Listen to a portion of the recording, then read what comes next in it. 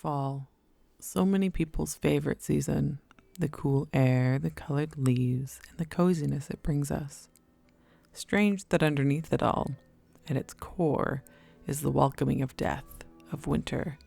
The trees are bare, their leaves rotting on the ground, crops harvested, leaving the grounds barren, and the air cool, carrying whispers of the soon-to-come eternal freeze of snow and ice. It was getting cooler, wrapping myself in more layers as I made my way out for a walk, to clear my head filled with anxieties and pressures. I couldn't help but double take as I noticed a large flock of birds swarming in the air. Death. It wasn't unusual to see. Living in a town that bordered a busy highway brought a lot of animal casualties. The amount of birds is what first piqued my interest. At least 15 birds circled in the air. What I didn't expect was the huge urge to see what was in the forest below where they circled. I stopped and looked in the direction, then back to the birds. What would I find? What did it matter? But why was it, out of all the times I've seen this, that today I'm drawn to it? I had a feeling that maybe something a little more sinister had occurred. There's one part of my mind that urged me to go, that maybe I could help. Some weird savior complex mindset. The other part of my mind encouraged me to stay out of it. I had come to a stop, contemplating my choices, watching the oddly blue skies as more birds seemed to join the already large flock in the air. The itch of my curiosity was growing to be inescapable. My feet moved, and though I momentarily questioned it, it was quickly brushed away by the satisfying crunch of leaves beneath my feet. I wandered deeper into the woods, checking the skies as often as I could for the birds, but as I went, it was harder and harder to see them. The brush thickened, and the sounds of the town were mere whispers now.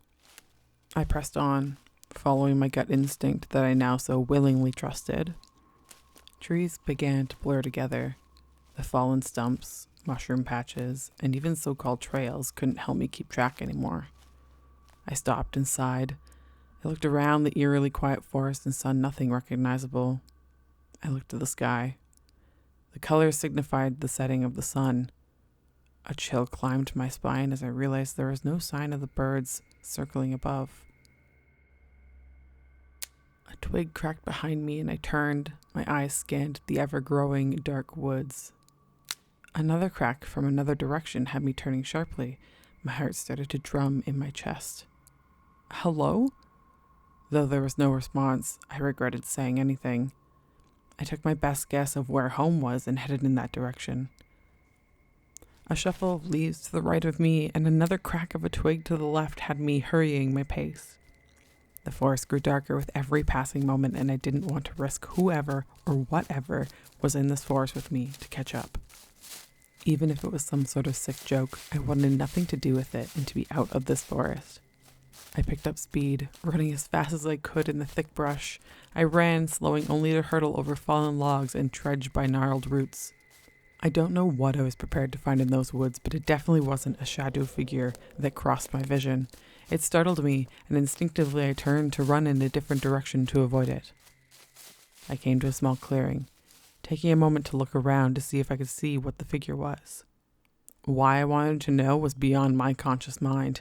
In mere seconds, I was thrown to the forest floor, face met the ground, and a weight pressed against my back, pinning me.